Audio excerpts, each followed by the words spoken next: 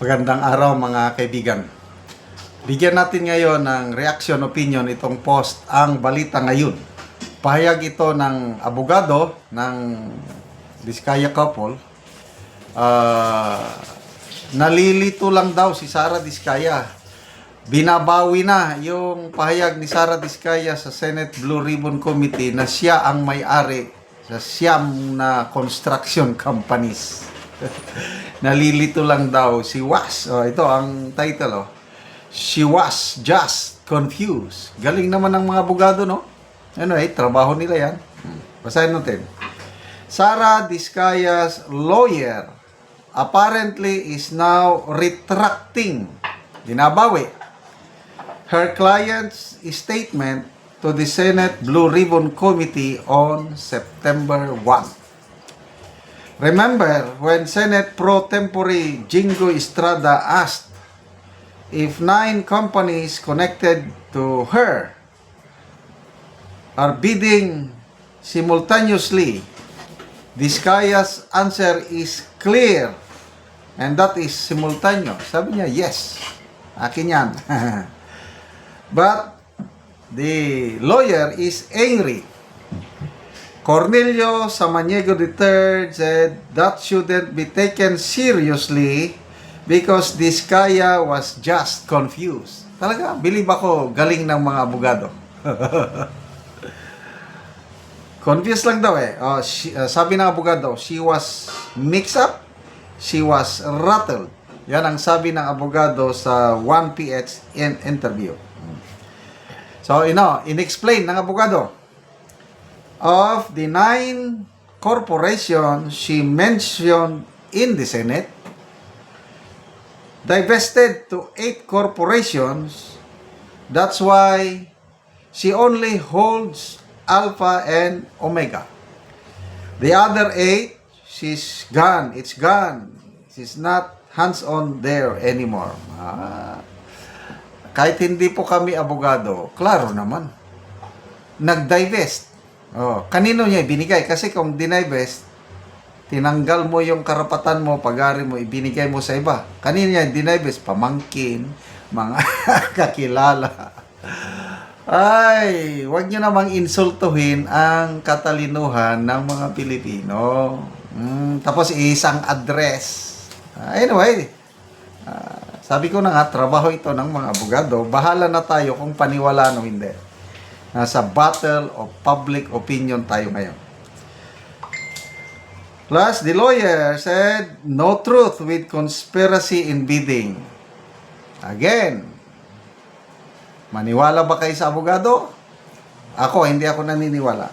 Sabi ng abogado, it is only not true that they are simultaneously bidding and there is no collusion. That is also documented by the implementing agencies that are asking for bids. Maybe, due to exhaustion, she's no longer able to concentrate on the question of our great senator. Pag may tinatago ka kasi, pag alam mo na yung kinukonsensya ka, talaga mararatel ka sa mga sagot mo. But kung nasa iyo ang katotohanan, kahit balibalik ta rin pang mundo, isa lang yung sasabihin mo, na naranasan ko na yan. Naisalang na ako sa mga sitwasyon na iniimbestiga o tinatanong. Sabi ko kung ano ang totoo. In the end, he pointed out that it was first time Diskaya faced this kind of investigation. That's why she was brought under pressure.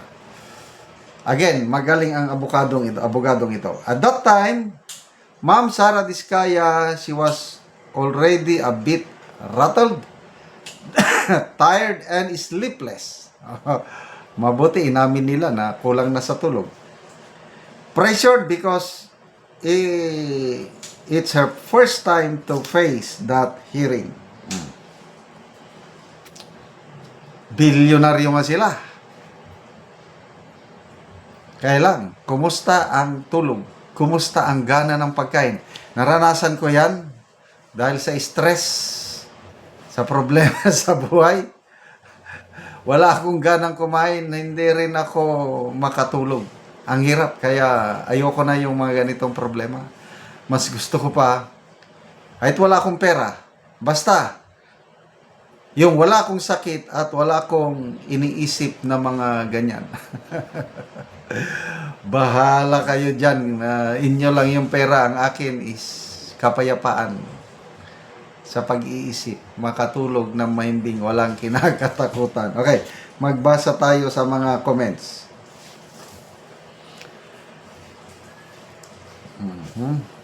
Sana ba ang mga comments? Okay. Vic Bungat. Frank Sinatra. Pasok! And now the end is near, and so I face the final curtain. My friend, I'll say it clear. I'll state my case, of which I'm certain. I've lived a life that's full. I've traveled each and every highway, and more, much more than this. I did it my way.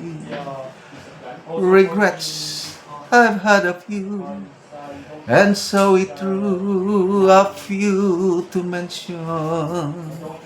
I did what I had to do, and so it through without exemption.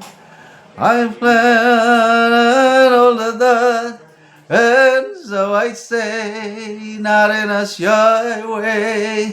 Oh no, not me. You did it your way.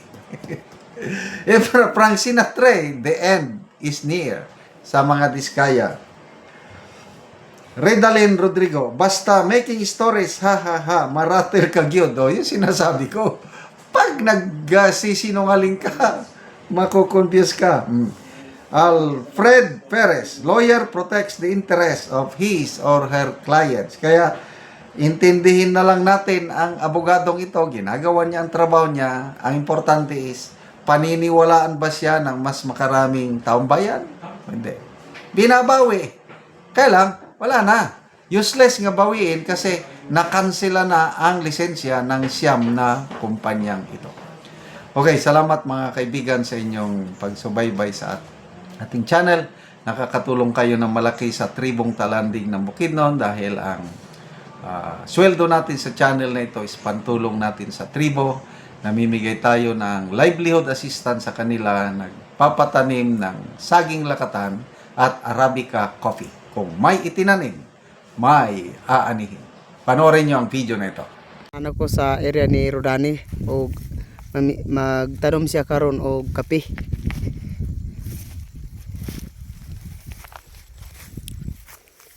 Corporation aron yang pagtrok sa kape ba. Kuan na daan na mix na daan ng iti og puradan. I-mix nato ni daan kay aron. So muna ni ang nahatag kang Rodani nga seedling nga nindot kayo oh. Muna ni siya ang among napalit nga tag 25 pesos ang kada isa. Ang gali sa aso gali ko kaya.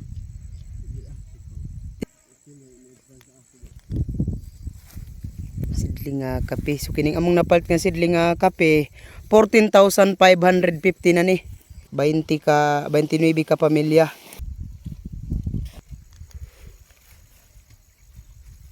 Og muna ni itsura sa kape ni Rodani nga kape na sad ni siya isa ka bulan. So muna ang una niyang tanom. So karon nagtanom na pud siya. So kining iya 600 na ni kapunuan.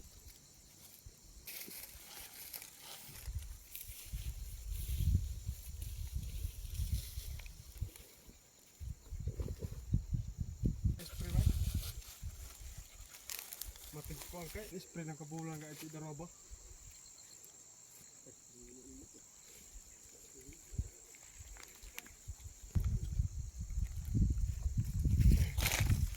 At sa nagsuporta aning pagtanam namo aning kape kay maawas na mi anis kalisod o unya labaw sa tanan nga katabang pud ang Ginoo nga katanom pud mi ani.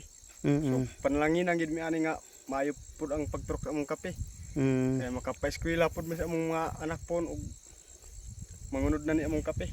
Salamat gid sa Ginoo. Salamat kaayo.